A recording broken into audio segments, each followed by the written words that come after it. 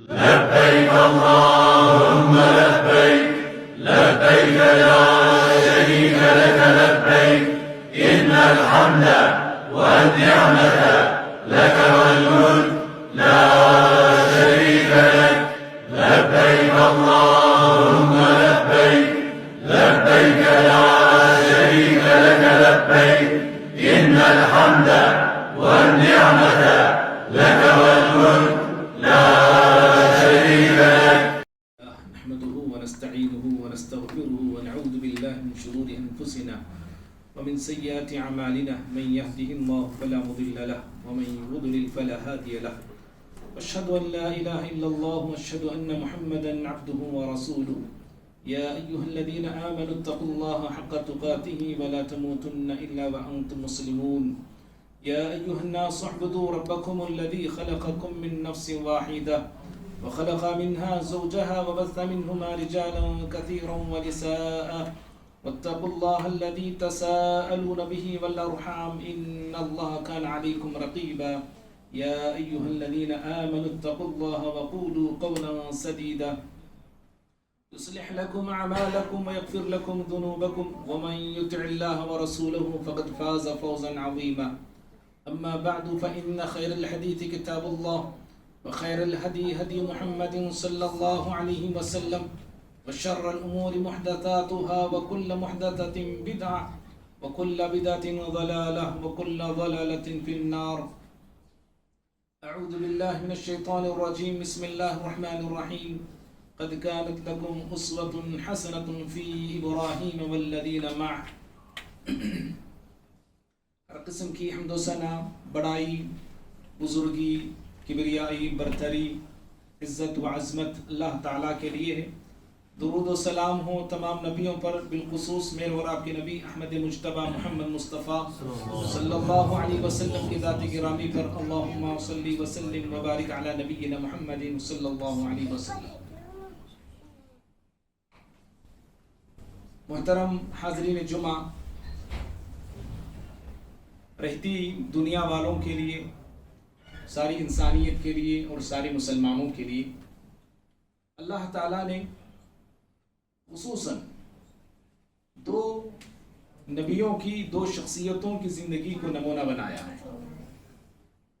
ایک نبی ہیں خود ہمارے نبی، پیارے نبی صلی اللہ علیہ وسلم، جن کی زندگی ساری انسانیت کے لیے نمونہ ہے، سارے مسلمانوں کے لیے نمونہ ہے، مردوں کے لیے نمونہ ہے، عورتوں کے لیے نمونہ ہے، جوانوں کے لیے نمونہ ہے، حاکموں کے لیے نمونہ ہے، بادشاہوں کے لیے نمونہ ہے، اور استاد کے لیے نمونہ ہے، امام کے لیے نمونہ ہے.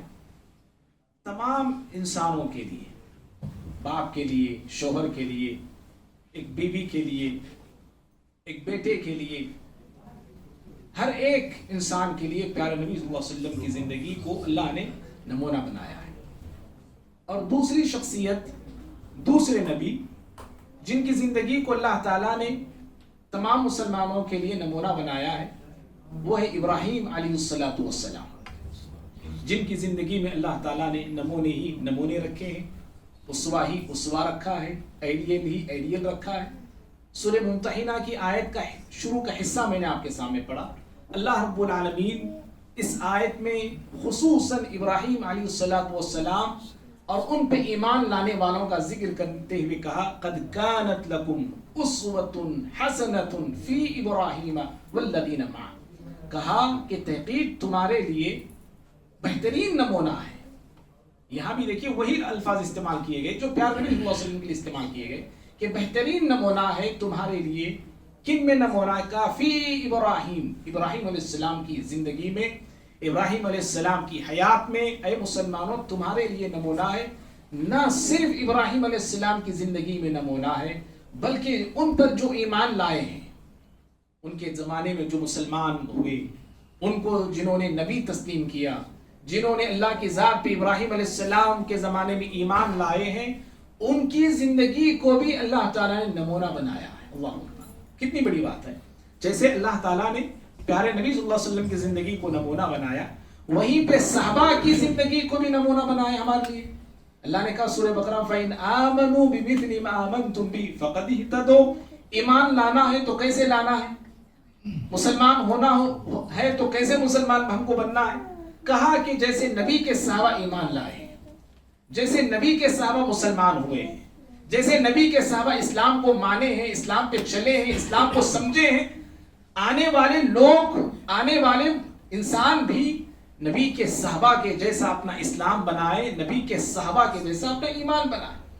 تو جیسے نبی کی زندگی، نبی کے صحابہ کی زندگی آنے والے انسانوں کے لیے نمونہ ہے، ایسے ہی ابراہیم علیہ السلام کی زندگی اور ابراہیم علیہ السلام پہ ایمان لانے والوں کی زندگی آنے والے لوگوں کے لیے نمونہ ہے. اور بھائیوں، پیارے نبی صلی اللہ علیہ وسلم کا رشتہ ابراہیم علیہ السلام سے کیا ہے؟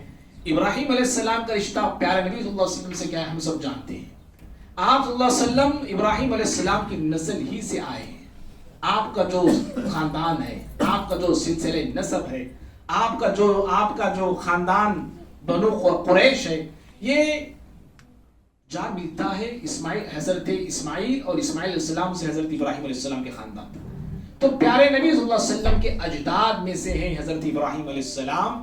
حضرت ابراہیم علیہ السلام پیارے نبی صلی اللہ علیہ وسلم کے باپ دادا میں سے ہوتے ہیں. جیسے ابراہیم علیہ السلام کا رشتہ پیارے نبی سے ہے، پیارے نبی کا رشتہ ابراہیم علیہ السلام سے ہے، ایسے ہی اس امت کا رشتہ ابراہیم علیہ السلام سے ہے اور ابراہیم علیہ السلام کا رشتہ اس امت سے ہے، کیونکہ ہم نبی کے امتی ہیں. جب پیارے نبی صلی اللہ علیہ وسلم کا رشتہ ابراہیم علیہ السلام سے ہے تو بظاہر ہم اس نبی کے امتی ہیں. امتی ہونے کی حیثیت سے ہمارا رشتہ بھی ابراہیم علیہ السلام سے ہوتا ہے اور بنتا ہے. اسی رشتے کی طرف اشارہ کرتے ہوئے سورہ حج میں اللہ نے اس امت کے باپ اگر کسی کو اللہ نے قرار دیا تو ابراہیم علیہ السلام کو قرار دیا ہے. اس امت کے باپ ہیں حضرت ابراہیم علیہ السلام. کا ملت ابیکم ابراہیم، ابراہیم علیہ السلام جو تمہارے باپ ہیں، اس ابراہیم علیہ السلام کی ملت کی تمہیں پیروی کرنا چاہیے، ان کے راستے کو تمہیں اپنانا چاہیے. تو ابراہیم علیہ السلام کا رشتہ پیارے نبی سے ہے اور ابراہیم علیہ السلام کا رشتہ اس امت سے بھی ہے. بھائیو تھوڑا سامنے، بھائیو اللہ تعالیٰ نے قرآن مجید میں پیارے نبی صلی اللہ علیہ وسلم کو بہت سارے قصے سنایا ہے. ہم سب جانتے ہیں بے شمار قصے ہیں، بے شمار واقعات ہیں جو اللہ نے پیارے نبی صلی اللہ علیہ وسلم کو سنایا ہے، اور وہیں پر ہم انسانوں کی عبرت کے لیے، ہم انسانوں کی نصیحت کے لیے، ہماری رہنمائی کے لیے، ہماری ہدایت کے لیے، ہماری استقامت کے لیے، ہماری نجات کے لیے اللہ نے کئی جو واقعات نبی کو سنائے، انہی واقعات کو اللہ نے نبی سے کہا کہ لوگوں کو بھی سنائیں، لوگوں کو بھی بتائیں، لوگوں کو بھی سکھائیں. انہی واقعات میں سے ایک واقعہ، مشہور واقعہ، یا واقعہ نہیں سمجھیے، واقعات، ابراہیم علیہ السلام کی زندگی کے مختلف واقعات کو اللہ تعالیٰ نے قرآن میں بیان کیے ہیں. 3 آیتیں میں کوٹ کروں گا، 3 آیتوں سے آپ اندازہ لگائیے. پہلی آیت ہے سورہ مریم کی، 19ویں سورت ہے. اللہ تعالیٰ پیارے نبی صلی اللہ علیہ وسلم سے فرماتا ہے وَاذْكُرْ فِي الْكِتَابِ إِبْرَاهِيمَ إِنَّهُ كَانَ صِدِّيقًا نَبِيًّا. کہا کہ اے ہمارے محبوب نبی صلی اللہ علیہ وسلم، آپ اس کتاب میں ابراہیم علیہ السلام کو یاد کیجیے. یعنی ابراہیم علیہ السلام کا جو قصہ بیان کیا جا رہا ہے، جو واقعہ بیان کیا جا رہا ہے، ان کی دعوت کا اسلوب جو بتایا جا رہا ہے، دعوت کا انداز جو بتایا جا رہا ہے، توحید کا اظہار و اعلان وہ کیسے کرتے تھے، اپنے باپ کو، قوم کو کیسے سمجھاتے اور لوگوں کو کیسے وہ اللہ کی طرف بلاتے تھے. آپ اس کتاب میں، اس قرآن میں ابراہیم علیہ السلام کے قصے کو پڑھیے اور یاد کیجیے. اور سورہ صاد میں اللہ نے کہا وَاذْكُرْ عَبْدَنَا إِبْرَاهِيمَ وَإِسْحَاقَ وَيَعْقُوبَ. اللہ نے 3 نبیوں کا نام دیا یہاں پہ اور کہا کہ اے ہمارے نبی صلی اللہ علیہ وسلم، آپ ہمارے بندوں کو یاد کیجیے. اللہ نے یہاں پہ بندے کہا. کون ہے بندے؟ کا ایک تو ابراہیم ہے علیہ السلام، ابراہیم علیہ السلام کے بیٹے اسحاق ہیں علیہ السلام، ابراہیم علیہ السلام کے پوتے ہیں یعقوب علیہ السلام. 3 کا نام لے کے اللہ نے کہا ان کو آپ یاد کیجئے. کیا یاد کرنا ہے ان کو؟ کہا کہ ان کو اللہ نے فہم سے نوازا تھا، فراست سے نوازا تھا، بصارت سے نوازا تھا، بصیرت سے نوازا تھا، عقل اور دانائی سے، دانش مندی سے اللہ نے نوازا تھا. اے پیغمبر علیہ السلام انہوں نے دعوت کے لیے، اللہ کی توحید کو عام کرنے کے لیے، اللہ کے دین کو لوگوں تک پہنچانے کے لیے جو اسالیب اپنائے ہیں، جو انداز اپنائے ہیں، جو اسلوب اپنایا ہے، اے نبی صلی اللہ علیہ وسلم آپ اس کو بار بار پڑھیے، یاد کرتے ہیں. اور سورہ شعراء ہے، اس پر 6ویں سورت ہے، اس پر 6ویں سورت میں اللہ نے پھر پیارے نبی سے کہا وَاتْلُو عَلَيْهِمْ نَبَأَ إِبْرَاهِيمَ، کہا اے محمد صلی اللہ علیہ وسلم آپ ابراہیم علیہ السلام کے واقعے اور قصے کو ان کو سنائیے. مشرکین مکہ جو اپنے آپ کو ابراہیمی کہتے تھے، جیسا ابھی آگے ہم بتائیں گے، اللہ تعالیٰ نے کہا کہ یہ لوگ اپنے آپ کو ابراہیمی کہتے ہیں، علیہ الصلوۃ والسلام ابراہیم علیہ السلام کی طرف نسبت کرتے ہیں، لیکن آپ ان کو واقعہ بتائیے، ابراہیم علیہ السلام کا واقعے کو بیان کیجئے، پتا چلے کہ ابراہیم علیہ السلام شرک کرنے والے نہ تھے، یہ تو شرک کرنے والے لوگ ہیں. تو بھائیو 3 آیتوں سے کیا معلوم ہوا؟ معلوم یہ ہوا کہ ابراہیم علیہ السلام کا قصہ، ابراہیم علیہ السلام کے واقعات جو قرآن میں مختلف صورتوں میں اللہ نے بیان کیا ہے، ان واقعات کو بار بار پڑھنا چاہیے، بار بار پڑھانا چاہیے، بار بار سننا چاہیے، بار بار سنانا چاہیے، بار بار اس واقعے کو اپنی زندگی میں لانے کی کوشش کرنا چاہیے. اس ابراہیم علیہ السلام کی زندگی میں مجھے آپ کو اپنی زندگی کو بنانے کی کوشش کرنا چاہیے. ابراہیم علیہ السلام کی سیرت کو پڑھ کر میں اور آپ اپنی سیرت کو سنوارنا چاہیے. ایک باپ کی حیثیت سے ابراہیم علیہ السلام کی زندگی میں نمونہ ہے، ایک بیٹے کی حیثیت سے ابراہیم علیہ السلام کی زندگی میں نمونہ ہے، ایک شوہر کی حیثیت سے ابراہیم علیہ السلام کی زندگی میں نمونہ ہے، ایک داعی کی حیثیت سے ابراہیم علیہ السلام کی زندگی میں نمونہ ہے، ایک اللہ کے بندے کی حیثیت سے ابراہیم علیہ السلام کی زندگی میں نمونے ہی نمونے. کتنے ایسے آئیڈیل ہیں جو ابراہیم علیہ السلام کی زندگی میں موجود ہیں. ہر شخص، ہر مسلمان، باپ ہو، بیٹا ہو، شوہر ہو، بستی والا ہو، گاؤں والا ہو، کوئی بھی کیوں نہ ہو، تمام لوگ اپنی زندگی کو سنوارنا ہے، بنانا ہے، نکھارنا ہے. تو ابراہیم علیہ السلام کی زندگی کو پڑھتے جائیے. بچوں کی تربیت کیسی کرنی ہے؟ آج میں آپ بچوں کی تربیت نہ اپنے ڈھنگ سے کرنا چاہتے ہیں، اپنے طور سے کرنا چاہتے ہیں. ابراہیم علیہ السلام کی زندگی نمونہ ہے ہمارے لیے. میاں بیوی کا رشتہ کیسا ہونا چاہیے، بیوی کے ساتھ ہمارا تعلق ہو کیسا ہو، بیوی کی محبت ہماری کہاں تک ہونی چاہیے، کتنی حد تک بیوی سے محبت کرنا چاہیے، ابراہیم علیہ السلام کی زندگی بتاتی ہے. کئی لوگ دعوت کے میدان سے جڑے ہیں، دعوت کا جذبہ رکھتے ہیں، یوٹیوب پر چھائے ہوئے آج ہے، بستی بستی گھوم رہے ہیں داعی دعوت کے کام سے. اسلوب ایک داعی کا کیسا ہونا چاہیے، زبان ایک داعی کی کیسی ہونی چاہیے، انداز ایک داعی کا کیسا ہونا چاہیے، بادشاہوں سے بات کرے تو کس ڈھنگ سے بات کرنا چاہیے، کس نگر پن سے بات کرنا چاہیے، باپ سے بات کریں، ماں سے بات کریں، کیسے بات کریں، انداز کیا ہو، طریقہ کیا ہو، نہج کیا ہو. آج مسلمانوں کو معلوم ہی نہیں ہو. ارے معلوم نہیں بھائی، سالہ سال میں اور آپ مسجدوں سے جڑے ہوئے رہتے ہیں، ایک نیا آدمی ہمارے مسجد کو آتا ہے تو اس سے بات کرنے کا طریقہ ہم کو معلوم نہیں آج تک. ایسے جھڑکتے ہیں، ایسے بات کرتے ہیں، ایسے بولتے ہیں، پھر وہ کسی نماز میں نظر نہیں آتا ہماری مسجد میں. یہ ہمارے انداز ہیں، یہ ہماری تبلیغ ہے، یہ ہماری دعوت ہے، یہ ہماری اہل حدیثیت ہے جو اس انداز سے ہم لوگوں سے بات کر رہے ہیں. ارے ماں سے باپ سے بات کرنے کا طریقہ آج تک میں اور آپ نہیں سیکھے. ہم کہیں کیا اہل حدیث جی کیوں ہے ایسے اہل حدیثیت پر جس کو باپ سے بات کرنے کا نہج نہ آتا ہو، ماں سے بات کرنے کا سلیقہ نہ آتا ہو، بیوی بچوں سے گفتگو کرنے کا انداز ہم کو آتا نہیں. زبان سنے تو بیوی بچوں سے ہماری اللہ اکبر گندی زبان ایک دم آری جاری آرے جارے کی زبان ہے جی. یہ کون سا اسلوب ہے ہمارا بات کرنے کا؟ بہرحال بھائیوں، تو ابراہیم علیہ السلام کی زندگی میں یہ سارے نمونے موجود ہیں. ان واقعات کو جو نبی کو حکم دیا آپ پڑھیے، بیان کیجئے. کیا مقصد ہے بیان کرنے کا؟ واقعات کو بار بار پڑھنا چاہیے، سمجھنا چاہیے اور اپنی زندگی میں تبدیلی لانا چاہیے کہ ابراہیم علیہ السلام نے کیسے اپنی زندگی کو بنایا اور ہم اپنی زندگی کو کیسے ہم بنا رہے ہیں. معزز بھائیوں، یہود اور نصارہ اور مشرکین یہ تینوں اپنے آپ کو ابراہیمی کہتے تھے. یہودی اپنی نسبت ابراہیم علیہ السلام کی طرف کرتے تھے اور سمجھتے تھے کہ ہم اصل ابراہیمی ہیں علیہ الصلوۃ والسلام، اور ان کا ایک دعویٰ تھا ابراہیم علیہ السلام تو یہودی تھے. نصرانی کہتے تھے کہ ہم اصل میں ابراہیمی ہم ہیں، ابراہیم السلام نصرانی تھے، مشرکین بتوں کی پرستش کرنے والے، وہ بھی اپنے آپ کو ابراہیمی کہتے تھے، ہم بھی ابراہیمی علیہ الصلوۃ والسلام. تمام. معلوم کیا ہو بھائی، دیکھو اللہ نے رد کیا، ان کے دعوے کو رد کیا ہے قرآن میں.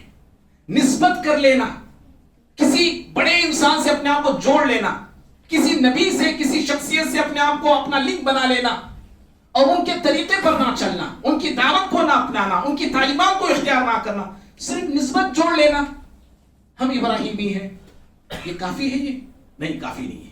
اللہ نے رد کیا ان کے دعوے کا، کہ یہودیوں کا رد کیا، نصارہ کا رد کیا، مشرکین کا رد کیا کہ یہودی بھی شرک کرتے، کفر کرتے، نصارہ شرک کرتے، کفر کرتے، مشرکین تو کھلم کھلا کفر شرک کر رہے تھے.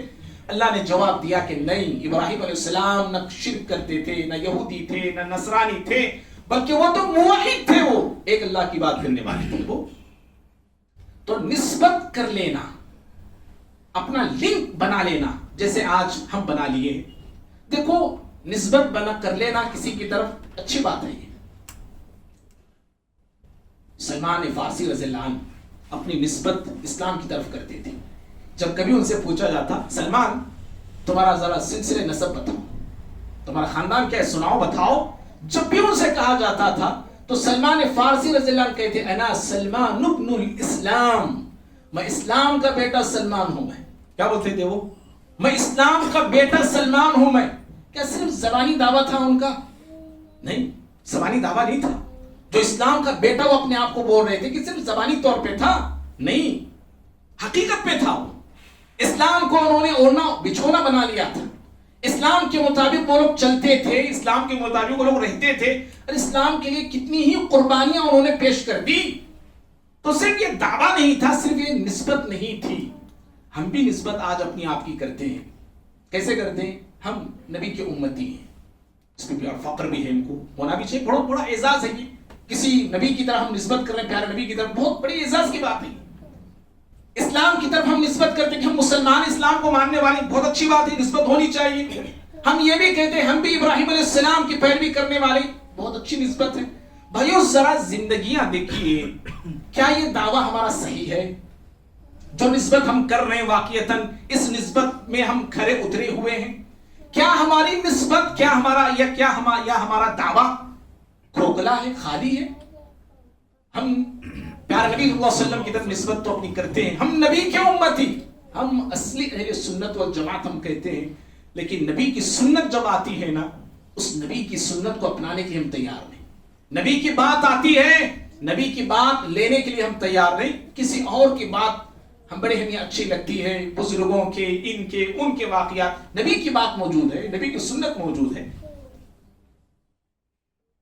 اسلام کی طرف میری آپ کی نسبت ہے، کیا ہم اسلام پہ واقعیت عمل کر رہے ہیں؟ اسلام کی کئی ایک باتیں میں اور آپ جانتے ہیں، زندگی میں ان باتوں پہ عمل ہمارا ہو رہا ہے. ابراہیم علیہ السلام کی طرف نسبت ہم کرتے ہیں، تو کیا میں نے، آپ نے ابراہیم علیہ السلام کی زندگی سے کچھ تو کچھ سیکھا ہے، کچھ تو کچھ حاصل کیا ہے؟ کیا صرف نسبت ہماری ہے کہ ہم اللہم صلی علی محمد وعلی آل محمد کما صلیت علی ابراہیم خالی پڑھنے کے لیے کافی ہے؟ صرف پڑھ رہے ہم؟ کیا ہم نے ابراہیم علیہ السلام کی زندگی سے کچھ تو کچھ سیکھا ہے کیا؟ بھائیو سیکھنے کی بہت ساری باتیں ہیں. سمجھ رہے ہیں؟ ابراہیم علیہ السلام کی زندگی سے بہت سارے اسباق ہیں. وہ ساری باتیں مجھے بتانا نہیں ہے، کچھ باتیں قربانی کے حوالے سے مجھے آخر میں بتانا ہے. ایک چیز میں بتانا ضروری سمجھوں گا، ابراہیم علیہ السلام کی زندگی سے جو سیکھنا ہے نا، ان سارے باتوں میں سے ایک چیز جو ہمیں سیکھنی ہے وہ ہے قربانی کا جذبہ. ابراہیم علیہ السلام کی پوری زندگی اگر آپ دیکھتے ہیں، پڑھتے ہیں، تو ابراہیم علیہ السلام کی پوری زندگی قربانیوں سے بھری زندگی ہے. قربانی ہی قربانی ابراہیم علیہ السلام کی زندگی میں آپ کو ملے گی کہ آپ نے ہر طرح کی قربانی دی. گھر کی قربانی، گھر والوں کی قربانی، باپ کی، بستی کی، گاؤں کی، شہر کی، حتیٰ کہ اپنی اولاد کی، حتیٰ کہ خود کی. بے شمار قربانیوں سے ابراہیم علیہ السلام کی زندگی بھری ہوئی ہے. ایسے مجھے آپ کو صرف ایک قربانی یاد ہے، سال میں ایک بار یا تو جانور دے دیے یا تو حصہ دے دی. ایک ہی قربانی ہمیں معلوم ہے. اللہ کے بندوں، قربانی یہ ایسا جذبہ ہے جو روزانہ دینا ہے. دیکھیے بعض قربانیاں ایسی ہیں جو ہر کوئی دیتا ہے، کوئی دے رہا ہے. شوہر بیوی کے لیے کچھ باتیں قربان کرتا ہے, بیوی شوہر کے لیے قربان ہوتی ہے, بچے باپ کے لیے, باپ بچوں کے لیے قربانی دیتا ہے. یہ کام مسلم بھی کر رہے ہیں, غیر مسلم بھی کر رہے ہیں. بیوی بچوں کے لیے قربانی دینا, محنت کرنا, مزدوری کرنا, کمانا, پسینہ ٹپکانا, یہ ہر کوئی کر رہا ہے. مسلم بھی کر رہا ہے, غیر مسلم بھی کر رہا ہے. ارے حتیٰ کہ جانور بھی کرتے ہیں بھائی, پرندے بھی کرتے ہیں یہ بچوں کے لیے. اڑ کے جاتے ہیں نا, کھاتے ہیں اپنی چونچ میں کچھ غذا, کچھ اناج, کچھ دانے لے کے اپنے بچوں کے لیے آتے ہیں. جانوروں کو دیکھیے, ادھر سے ادھر سے کھا پی کے کچھ اپنے بچوں کو لے کے آتے ہیں, یا بچوں کو لے کے وہ جاتے ہیں. ہر کوئی یہ کر رہا ہے, یہ قربانی ہر کوئی کر رہا ہے. بھائیو, ایک مومن کی قربانی صرف اسی حد تک نہیں ہے کہ بیوی بچوں کے لیے ہم کرتے جائیں, بیوی شوہر کے لیے کرتے جائے, باپ بچوں کے لیے کرے, بچہ باپ کے لیے کرے. اسی لیے میری آپ کی قربانی نہیں ہے, یہ تو دنیاوی قربانی ہے, تم کو کرنا ہی کرنا ہے. اصل جو قربانی ہے اللہ کی عبادت کے لیے, اللہ تعالیٰ کی اطاعت کے لیے, اس کی رحمت کو, اس کی مغفرت کو, اس کی جنت کو پانے کے لیے, اس کی رضا کو, اس کی خوشنودی کو پانے کے لیے ہم کیا قربانی دے رہے ہیں, یہ اصل چیز ہے. بھائیو یاد رکھو, اللہ کی محبت کے درمیان جو بھی چیز آڑ بنتی ہے, اللہ کی محبت کو پانے کے لیے, اللہ کی عبادت کو آنے کے لیے, اللہ کی رحمت اور مغفرت اور جنت کو پانے کے لیے جو چیز بھی آڑ بنتی ہے, اس آڑ بننے والی چیز کو قربان کرتے جاؤ. جی بس یہ اصل قربانی ہے.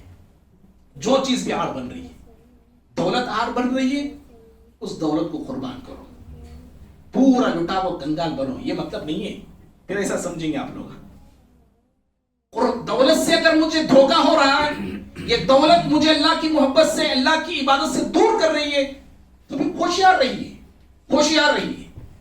کسی راستے سے آپ گزر رہے ہیں, وہاں کتا بیٹھا ہوا ہے, بھونکتا ہے, کاٹنے آتا ہے, کیا آپ راستہ چھوڑ دیں گے؟ آپ نہیں گزریں گے وہاں سے, نہیں گزریں گے. آپ نیکسٹ ٹائم گزریں گے, ہوشیاری سے گزریں گے. ابھی کتا وہاں, یہیں سے آپ اس کی اپنی نظریں اس پہ جماتے ہوئے جائیں گے آپ, یا ایک دو تین پتھر آپ رکھیں گے, آپ کچھ بھی کریں گے آپ. یا کسی کو ساتھ بھی لے کے لوگ جاتے ہیں, ذرا پار کراؤ بھائی, وہ کتا ہے وہاں, لیکن جائیں گے آپ اس راستے سے, کیونکہ گزر ہے آپ کا اس راستے سے, آنا جانا لگا ہوا ہے آپ کا اس راستے سے. تو دنیا اور مال مجھے دھوکہ دے رہا ہے, اللہ کی عبادت سے, اللہ کی محبت سے ہوشیار رہنا ہے بس. سلیمان علیہ السلام کو واقعہ کون نہیں جانتا بھائی, ہر کوئی جانتا ہے. سلیمان علیہ السلام گئے, گھوڑوں کا آپ نے تیار کیا تھا, کیسے, کس کے لیے؟ گھڑ سواری کرنے, موج مستی کرنے, گھومنے کے واسطے نہیں. یا اپنے آپ کو بہت بڑا بادشاہ, آپ تھے تو آپ بادشاہ ہی تھے علیہ الصلوۃ والسلام, لیکن آپ کا روب چھاڑنے کے لیے نہیں تھا. آپ بہت سارے گھوڑے تیار کیے تھے جہاد کے لیے, جہاد کے لیے گھوڑے آپ تیار کیے تھے. گھوڑوں کا جائزہ اور معائنہ کرنے آپ گئے. اتنے پیارے پیارے گھوڑے, اتنے خوبصورت گھوڑے تھے, وہ خوبصورتی میں آپ لگ گئے. آپ سورہ 7 پڑھیے, سورہ 7 کی تفسیر میں آپ کو ملے گا کہ گھوڑوں کو دیکھ رہے تھے, اس کی خوبصورتی کی تعریف آپ کرتے جا رہے تھے, یہاں تک کہ آپ کی کسی نماز کا اثر چلا گیا, نماز کا وقت چلا گیا. نماز اثر گیا مغرب کا, اس زمانے میں نماز تھی, دن صبح میں ایک تھی, شام میں ایک نماز تھی. ایک نماز کا وقت چلا گیا. تھوڑی دیر کے بعد پتا چلا کہ نماز کا وقت ہو گیا ہے. آپ پریشان ہو گئے, آپ نماز کا وقت ہو گیا, پتا بھی نہیں چلا مجھے. کیوں پتا نہیں چلا؟ یہ خوبصورت گھوڑوں میں لگا ہوا تھا, ان کی رنگینیاں مجھے اپنی طرف کھینچ رہی تھی, ان کی خوبصورتی مجھے اپنی طرف جو ہے کھینچے جا رہی تھی. یہ خوبصورتی, گھوڑوں کی خوبصورتی میں لگا ہوا میں, اور عبادت کا وقت چلا گیا. حکم دیا سارے گھوڑوں کو ذبح کر ڈالو. سارے گھوڑوں کو ذبح کرنے کا آپ نے حکم دیا, سمجھ گیا؟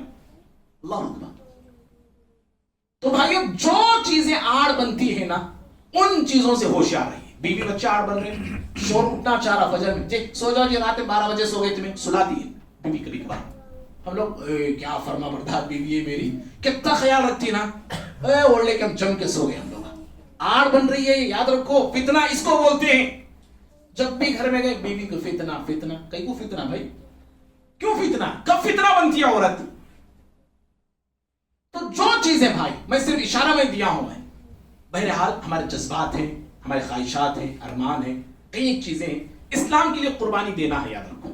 اور جانور پہ جو چھری کل چلنے والی ہے, جو چلائی جاتی ہے پوری دنیا میں، آج چلائی جا رہی ہے، کل ہمارے پاس چلائی جانے والی ہے، بھائی صرف جانور پہ قربان چھری نہیں چلانا ہے، بلکہ ہمارے دل میں جو ہے نا، بہت سارے دل میں ہماری چیزیں ہیں، حسد ہے، حسد پر اللہ کی اطاعت کی قربانی چلانا ہے، اللہ کی اطاعت کی چھری چلانا ہے۔ ہمارے دل میں کبر موجود ہے، اس کبر پر اللہ کی کبریائی کی چھری چلانا ہے۔ یہ کبر ختم ہونا چاہیے میرے آپ کے دل سے۔ غیبت کے جذبات ہیں، چھری چلاؤ نا بھائی، غیبت کے جذبات ختم کرو نا۔ گالی گلوچ، میرا دل چاہتا ہے کہ گالی دوں میں، اس میں چلاؤ، چھری چلاؤ اس پہ۔ انا ہے میرے اندر، میں پن مجھے آپ کو تباہ کر کے رکھ دیا ہے، اس پہ چلاؤ نا، چھری چلاؤ۔ ضد ہے میرے اندر، چھوٹی چھوٹی بات پہ میں ضد کر کے بیٹھ جاتا ہوں، میں گھر میں ضد، جماعت میں ضد، جہاں جائے ضد، اس ضد پہ چلاؤ نا چھری۔ یہ جو جذبات ہیں، جو فیلنگز ہیں، جو غلط ہیں، ان پہ مجھے آپ کو اللہ تعالیٰ کی اطاعت اور فرمانبرداری کی چھری چلانا ہے، یاد رکھیے، تبھی جا کے یہ اصل قربانی ہے۔ جو قربانی ہم دیتے ہیں اونٹ کی شکل میں، گائے کی شکل میں، دمبا بکرے کی شکل میں، یہ دمبا، یہ گائے، یہ اونٹ اللہ کے پاس پہنچنے والا نہیں، کیا پہنچتا ہے ہم سب جانتے ہیں۔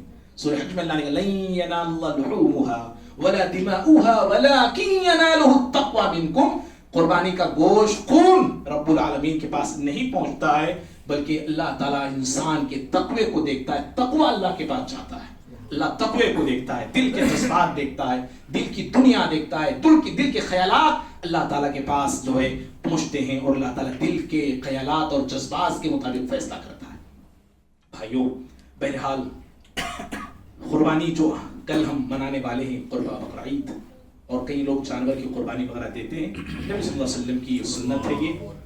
آپ صلی اللہ علیہ وسلم جب مدینہ پہنچے، مدینے میں 10 سال آپ تھے، کبھی آپ نے قربانی نہیں چھوڑی ہے، اور آپ صلی اللہ علیہ وسلم نے یہ بھی کہا جو استطاعت رکھتا ہے، ابن ماجہ کے حدیث ہے، قربانی نہیں دیتا ہے گنہگار ہے وہ، یاد رکھیے جی، گنہگار ہے وہ۔ امام ابن تیمیہ ایسے انسان گنہگار کہا ہے، اور آپ نے کہا من کان له ساعۃ فلم یضحی فلا یقربن مصلانا، جو استطاعت رکھتا ہے، پیسے دولت وغیرہ ہے اس کے پاس، لیکن پھر بھی وہ قربانی نہیں کرتا ہے، آپ نے کہا ایسا انسان ہمارے عیدگاہ کے قریب نہ آئے۔ قربانی کو اللہ نے بڑا آسان کیا ہے، آپ اونٹ پوری دینے کی طاقت رکھتے ہیں اونٹ دیجیے، گائے دے سکتے ہیں پوری دیجیے، دمبا دے سکتے ہیں دیجیے، کم از کم حصہ تو انسان کو ملنا چاہیے۔ یہ بھی سہولت اسلام نے رکھا ہے۔ حضرات صحابہ کے بارے میں آتا ہے کہ مسلم احمد کی روایت ہے کہ وہ سفر میں بھی قربانی کرتے تھے، حالت سفر میں ہوتے تھے، سفر کی حالت میں بھی صحابہ کرام قربانی کو نہیں چھوڑتے تھے، اور ہم جو ہے بغیر کسی شرعی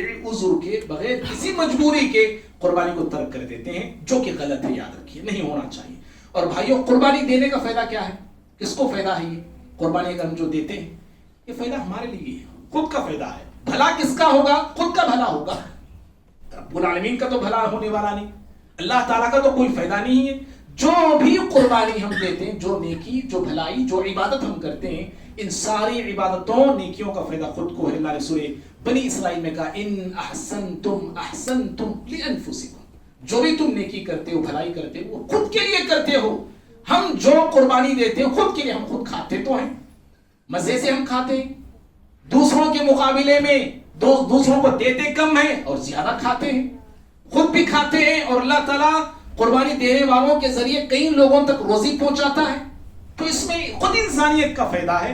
قربانی دینے والے کے لیے اس میں ڈھیر سارے فائدے اللہ تعالیٰ رکھے ہیں، قربانی دینا چاہیے۔ اور قربانی دینا کب مشکل ہوتا ہے جانتے ہیں؟